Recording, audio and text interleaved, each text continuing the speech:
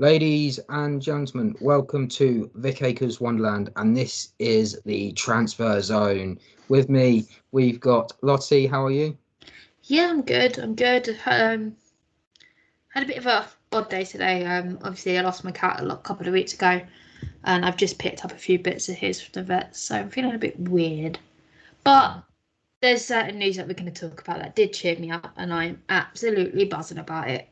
So, yeah, well, let's see what happens. Yeah, it's been a big week, and I think someone that has come back from Wales enjoyed himself very much. He is back, ladies and gentlemen, back more than Lord Voldemort was. Wow! I'm glad to know you got the comparisons in nice and early, Matt. Thanks for that. Do you know what? Do you know what? Now it's going to be a case of he who shall not be named is back. He's back. Yeah. Like Cornelius Fudge said, he's back. Back, yes, and unfortunately here to bring. Is it the Half-Blood Prince? No. Order of Phoenix. Order of Phoenix. Yeah. Yes. And I'm here to bring pain and misery and despair to all. So, I hope you enjoyed the holidays because I'm back. And yes, I am back and I'm absolutely shattered. First week at work. And I remember now why I wanted to go on a 2-week holiday. So I can't wait for the next one, which will probably be next year now, which is a shame. But yes, back and ready to talk the Arsenal and on better bandwidth tonight, thank goodness. So no chance of a dropout, more chance of a monologue. So we'll see what happens. Sounds good. So we'll go straight into it. So there's been so many player renewals. We're just going to whip through them. Yep. Michelle Agaman, Freya Godfrey, Naomi Williams, the three youngsters. Michelle Agaman made a couple of appearances for Arsenal. Did really well. Her first one being against Leicester on that debut, coming on for Alina Hurtig. Freya Godfrey come back after a dual loan spell with Ipswich, and Naomi Williams has been bumped up to the I nearly said the England squad then, but if only that's a late addition. Mary, watch your back. She's been bumped up to the Arsenal goalkeepers union. So yes. Just want to get your thoughts on three of our very own Hale End Academy graduates. Naomi Williams, you said was that's the that's the interesting one because Fran Stanson has left the building, so you'd imagine that Naomi Williams will now take her spot in the team behind Manu, Sabs, and Marquez. Again, Hale graduate. I hope she gets some time to play at some point. Depending on what happens with our competitions, I think if she's going to play at all, it'll be in the early rounds of the FA Cup if you get a kind draw. If not, it'll be on the bench for Marquez who starts. So it's as Fran Stenson showed, it's very difficult to get into the first choice position or even a second choice position on the as goalkeeper for Arsenal. So we wish her best of luck. She seems confident and see if she can have an impact at some point. And then as for the others, Ajiman, we've seen her talents, got her goal against Leeds, came off the bench in the semi-final of the Champions League. What a moment for her when the game was unfortunately going from us. And I think we saw whispers of Godfrey, didn't we, in those last few games of the season, just as we were trying to... Brighton, I think. Yeah, Brighton and Everton, I think we saw whispers of her. Again, young, bright, talented. We wouldn't be committing, ask them to get the future to us if we didn't think anything of them. So I think it's going to be interesting to see how much they play next season. I hope we see more of them. It just depends if we have the chance to give them opportunities, but we'll see. Lottie? Yeah, no, it's always great to see young talent come through. Exciting stuff. I mean, I'm still, just as Adam was talking about, Michelle Ajiman, that goal is still in my head in slow motion, touch and in, and it's just brilliant. We've seen glimpses of Freya. She looks good from glimpses, but I want to see more, and I don't really know much about our keeper, I'm afraid. No, she hasn't played. Exactly, and I haven't really seen any women's academy games at the moment, so. I've got a scoop about her, I'm afraid, but I'm glad she is here to stay. Yeah. So we'll go on to some players that have renewed, but we have covered it, and others, but we'll just go through them quickly. Steph Catley, she's wonderful. Caitlin Ford, she loves the Vegemite. Frida Lynn Hardsome, Mornham. player of the season for the supporters group, Kim Little and Leah Volti, all signing. Very key players. So thoughts away. I'll give this one to Lottie first. Yeah, no, a smug moment again. Obviously, I was in Steph Catley's video with my big red flag, which I will own every time. I love that. Caitlin Ford, she had a flying season. I think the World Cup is a massive motivation for her. I just hope she brings that back if she has a really good tournament over the summer/Australian winter. I think Freedom Arnhem, it had to be done. I was bouncing off the walls that day. I was so happy. Obviously, I got to chat to her post end of season, which was really cool. And yeah, I did kind of go a bit fangirl. I got my selfie with her, and I was absolutely buzzing to meet Frida. She's so nice. She's such a nice human being all round. But yeah, no, really happy with those signings. Adam? Yeah, I'm really glad to see that we're being very proactive in this market. I can think back to times, and this is across both Arsenals, where Adam, we've sort of... In terms of proactive, could we say Edu is cooking? He's cooking a barbecue. He's got 3. Okay, well, if you're going to go down the Edu route, there was a chat. There was a talk they had in I can't remember, it was a conference of some sort, and Vinay Venkateshan was discussing Arsenal and the women's team and saying how Arsenal was in our DNA and all this great stuff. And he said Edu has now got 3 whiteboards. He's got a men's whiteboard, a women's whiteboard, and an academy whiteboard. So he's cooking 3 barbecues at once. It's some pretty impressive stuff. And right off the bat, you can see immediately renewing pretty much the entire team, the core team, getting the key players in, the Kims, the Leahs, the Yots and Mornhams. I'm loving this because there's so many times I'm used to just watching contracts just sort of just dwindle away into nothing, and then players just go, and it's like, well, you hear the old, well, I'm thinking about the contract and I'll discuss it in the summer, and at that point you think, yeah, that they're going. We only need to look, so we say, up towards Carrington to see how the contract renewals are going at Manchester United. Just saying.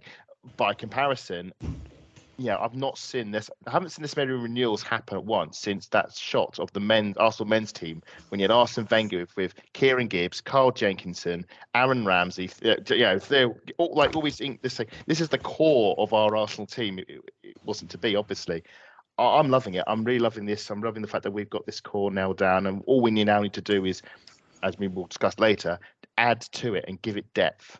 We've got a really, as we found out last season, we've got a really good core team that it's just so. I've never seen this team so close. But what happened in the hardships last season, this team is close, and it loves each other so much, and it's so talented. Once you give it that depth, well, that's what we've got to do next. But it's really positive to see. So yeah, fair play to Edu and the team. Okay, so we'll just go on to our first couple of signings then, shall we? And it was not a very quiet week. Usually when in lead up to these, you get some sort of noise. No, it was quiet, and then all of a sudden, boom! You had Happy Birthday, Kim Little, and you had a few things going on from the accounts, and then Amanda Ilestedt of Sweden and formerly of PSG, the centre back, has officially signed. She was our first signing. Just get your thoughts. We should have a shout out for Kim Little having a birthday twice. Thanks to a slight cock up with the Arsenal admin. We did notice, and we won't let you off. Do you know what? I've only just realised that. Yeah. Oh yeah. God. Yeah. So they did. Which one is the correct day? The more recent one? Yeah, they did 10 days early. Yes, big happy birthday. Wake up. Big happy birthday to Kim Little. Great signings. We had a massive defensive crisis with the sad departure of Hafa and the injuries to Leah, and obviously Jens' future in doubt. Suddenly we got Lottie with Moyes only centre back. This is a defender that Jonas knows well. He coach of, I think it was in where everything's in Rosengard, yeah. And I believe Leah Volti also knows her quite well as well, because I believe they played together at Turbine Potsdam. So known by the players, known by Jonas. So he obviously knows what he's getting. My only slight, and this is a very slight apprehension, is I remember the last time we had a Jonas buy for a defender, and that was Simone Boy-Sorensen. And of course, we all know she didn't really make waves when she was at Arsenal. Yeah, but I have more confidence in this player because she's played for PSG. She's a full international, Swedish, and I think it's a very astute signing. As you were saying, Lottie, you were going to. Yeah, the thing is with her, this can't really fail. We've got Nolia, Rafaeli's gone. Yeah. Lotta and Jen can't cover it all season. No, I don't want. I still have. If they both have off days, I'm seeing flashbacks to that FA Cup, and I'm still traumatized by it. I don't want to see that again. Absolutely. So it can't. She can't fail. Basically, there's no chance. But I think my main question is, I think anyone who watch it doesn't get to games. How the hell are we going to tell with these blondes apart? Yes. I'll do it by looking at the numbers on the back of their shirts. That's going to be my go-to. Well, but yes, we'll see what the cut font looks like first. Yeah, if it's blonde, maybe it should be blonde coloured, maybe. Well, it depends. A lot of them. No, I think the cut font's already white with a gold rim, which is interesting. Some of them go blonde, they're blonde. Some of them go ponytail. Some of them go. Yeah, but then you get Stina, who has the really high pony, or she's got one that's in the middle of the back of her head. If it's a high, she's not really feeling the game. If it's in the middle, she's up for scoring goals. That's what happened last season. I don't notice these things, so this is all. Do you know what? I hate to say this. This is going to sound really, really sexist, but you're a typical geezer. You wouldn't notice this sort of thing. No, I wouldn't. As far as a ponytail, it's just you get a ponytail which goes in the back, or you get a top knot, which is like what Gareth Bale used to have. It's Beth England now, isn't it? Beth England now, so Beth, top knot. They've got to hit the ground running. It's got to work right from the off, and we'll find out when we get these into these. Well, the group stage obviously been drawn for the the qualification group has been drawn, and they've got Lottie and I imagine Lotta and will be the first choice centre backs for that, and then providing they're obviously fully fit, and got to hope they work right from the off. So yeah, that good signing. I think you're right, Matt. I think it caught a few people off guard. They sort of kept that one under wraps, which was quite impressive. So the next signing, and oddly enough, they did the videos together. It was really nice behind the scenes. But Chloe Pass officially signed from Benfica. Bit of a transfer fee in the end, where the bid was accepted. She had a goodbye last week, and there was almost tears in her eyes because she was going off from having a fantastic couple of seasons at Benfica. And to be honest, I think she's looking forward to this. No, definitely. I mean, Sabrina's got her bestie back, hasn't she? Off to Warner Brothers Studios, Harry Potter at some point, and yeah, Sabrina's got her bestie. I think Agent Sabrina was a lot sort of massive part of it, because apparently they've been talking about it for the best part of a year, which has been really interesting. She's here. I'm looking forward to seeing what she brings. It's a massive signing. It's a signing, obviously, we were lining up in the winter window. It was quite publicised that was the one we're going for. I think certain people were pretty confident it was going to go over the line, and it went on and on and on. And one of the reasons our sort of window collapsed is so late on, and we didn't get anybody until, obviously, Jodie Taylor, was the fact I think we put all our chips on this signing happening, and it just never did for whatever reason. Thankfully, interest has been sustained beyond the window. There was always a desire to get this deal done, and thankfully Chloe has arrived at Arsenal. Looking online, looking at some of her goals, this is a good one. This looks to be a really good one. Scored against Barcelona and Bayern Munich for Benfica. She's been scoring plenty of goals for Benfica, breaking records. This is obviously Benfica's quite a new team in Portuguese football, and really helped catapult them forward. She started off in Canada. But Canada don't really have a main sort of league. They only have college football. So she ended up playing in Iceland, which apparently, I wasn't aware of this, but apparently quite a few Canadian players and North American players actually go to that particular league, and she did quite well there. It's actually when she was there, she actually became an Icelandic citizen. One of the frustrations she had is that she couldn't break into the Canada team, because I don't know if you're aware, but Canada have this really, really good striker called Sinclair. May have heard of her. And it's very difficult to get in the team when she's being amazing for Canada. So that's why she's now 29 and only just starting to break into the international setup. But I've seen sort of clips of all the goals, and pacey winger, an alternative to Beth Mead, so we don't have to play her in every single game until her ACL goes again. We can have rotational options with Ford as well. She's flexible across the front line. I'm really excited to see what she's going to do. And Canada's in the World Cup. She should be playing in that World Cup. I'm looking forward to seeing her at the World Cup and seeing what she does on the international stage. I think we've done very well to get her. Let's just put it out there. She can play anywhere atop the front. Yeah, she's very flexible. She does invert. I think I can't remember which way around it is. If she's a left, inverts on the right, or vice versa.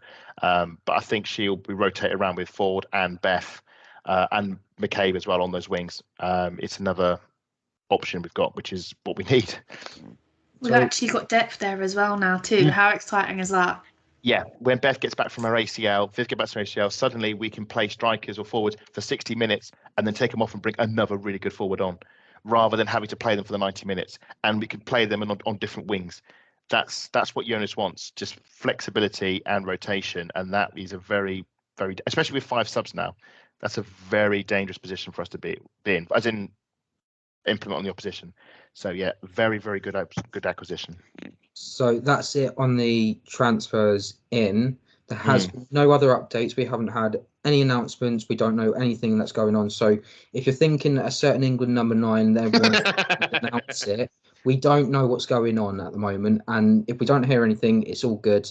So I believe we've got. I can just throw just a bit of clarity on that one, because unfortunately every Arsenal fan is asking, announce, as they always do, announce this. Now there are reasons why it can't happen like all the other times, because a lot of people say Twitter is saying, well, hang on a minute, you've announced Lacasse and you've announced. Sorry to butt in, but doesn't her contract officially expire today? Well, it's exactly it, Lottie. So everyone's been saying, well, hang on a minute, you've announced Lacasse and you've announced Amanda. Why can't you announce those other signing?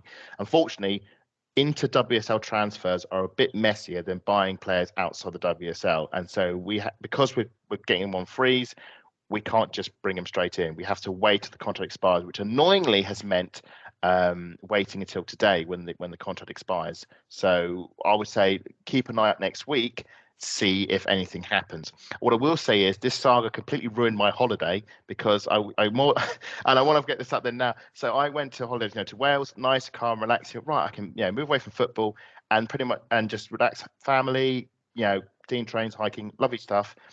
The second day of the holiday, the news breaks that Alessia Russo, let's be frank, Alessia Russo has announced that she's no longer going to stay at Man United. She's going to leave Man United, and suddenly that's my holiday focus for the next 2 weeks. So I slightly ruined it, unfortunately for me, and seeing all the fallout from that.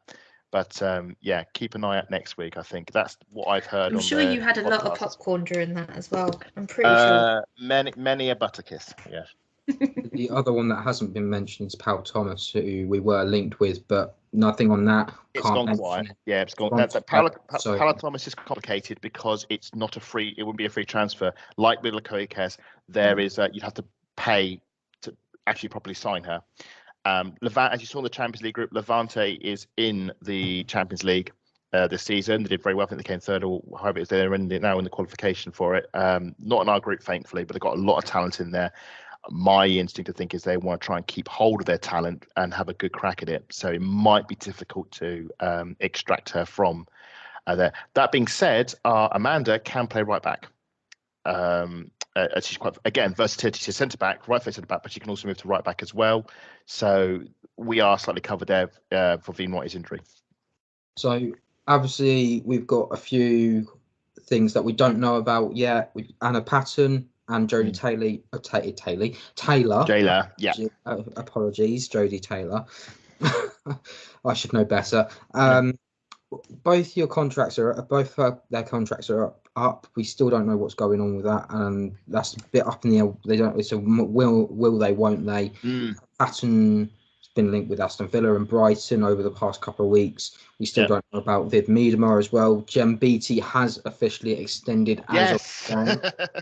So we will have some happy talk about Jem Beattie because she is better than Cannavaro.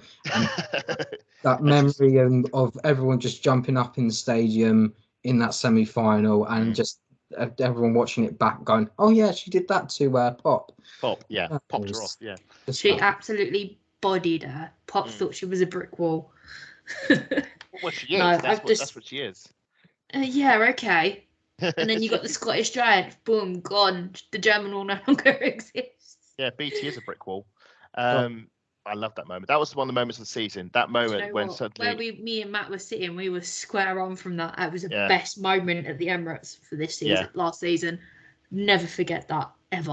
Gave us so much hope going into the rest of it. But it was great. It was just a great moment. BT going up emergency striker, rolling back the years, thumping in the header, and suddenly all bets were off. Just an amazing... it was just part of that amazing afternoon. We'll never forget it. I know it ended in tears, but I wouldn't change anything from that. Just that whole day was just perfect. I wouldn't even change not being able to speak for 3 days. Yeah. Wouldn't change it because I was like 120 minutes? Yeah. Solid minutes. All the way through. We didn't shut up. Yep. And we 3 days you didn't hear from me. I know. It was, I've got to be honest. Missed your voice. Yeah, no. One of my cousins did text me and said, "Are you alive?" And I texted him like, "Yeah, I can't talk."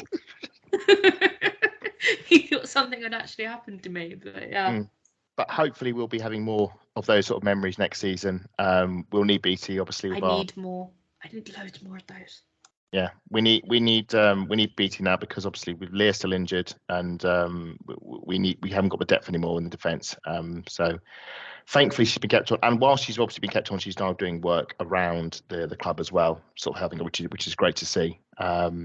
And then Patsy and Taylor, that's going to be ones to look out for, see what happens. It's interesting that Arsenal have announced their departures. They weren't on the departure list when they did the first announcement. So watch with interest, I'd say, because technically if their contracts expire this year, they would have expired now. So I don't know. It's weird that no news has happened. It's gone very quiet. So definitely want to keep an eye on that.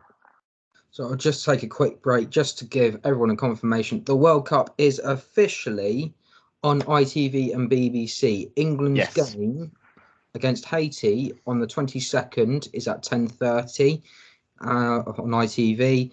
On the 28th of July, England will face Denmark, BBC at 9:30. These are all AM games. And then we go into the midday game on the 1st of August against China on ITV at midday.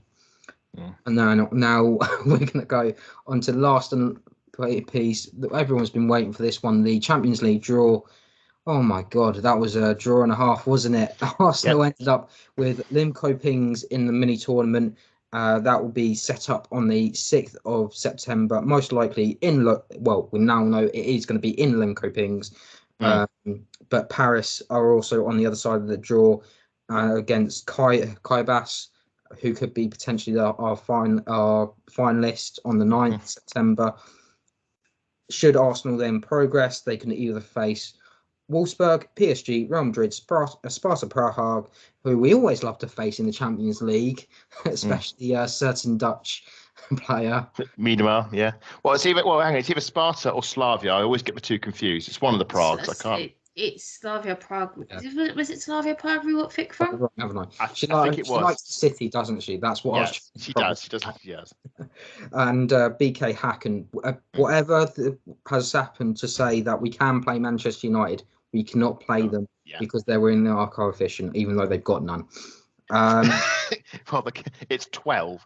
Just by comparison, because I've got it beautiful here. VfL Wolfsburg have a coefficient, I think, of 104.333. United is 12.366. That's just the levels we're sort of dealing with here. But yeah, that's how they stack up. They are the bottom coefficient in the League Path group at the moment. So yeah, it'd be interesting how they do. Isn't it the dream for Leslie Russo to send Man United home? I mean, as romantic as it would be when she signs I'm the Wolfsburg dreaming. and I does know that. it can't happen. Can't happen. It can't happen. It can't happen, and we can't confirm or deny it will happen because as it stands, she has not played for Arsenal. Well, yeah. Well, she's got about Tune in next 3 hours and 20 minutes till her contract is officially done. So tune in next week, fans, and then if it happens, we'll discuss it. But until then, she's not an Arsenal player. No, of course not. Shouldn't assume as such. I find this whole Champions League group qualification thing absolutely mad. It's the most mental. It's mental. When you think about it with the men's team, it was just simple. You had a two-legged playoff, and then you maybe had another two-legged playoff, and you win that, and then you're sort of in.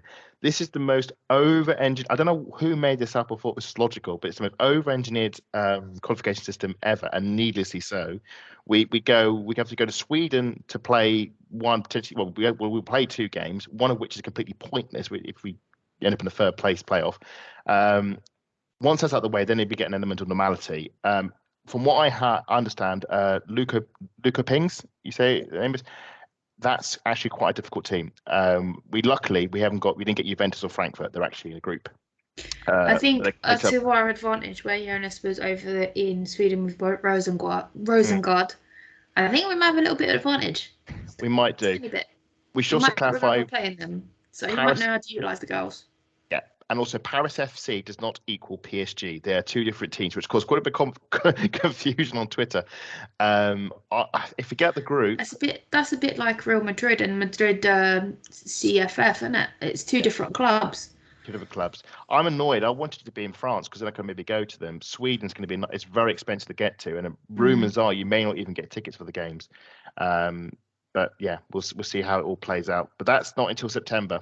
So hopefully we'll have a fully fit Arsenal right after the World Cup, fresh and ready to take on these group games. Because after the Champions League journey last season, I need another one, and I can't have us doing a Man City and going out in the qualification groups. I need us to get all the way to the group stage. And looking at the path, it's not going to be easy. When is anything easy being an Arsenal fan? Never. But rearrange the challenge. You should know this by now. Yeah, that's all part of it would be fun if it was easy.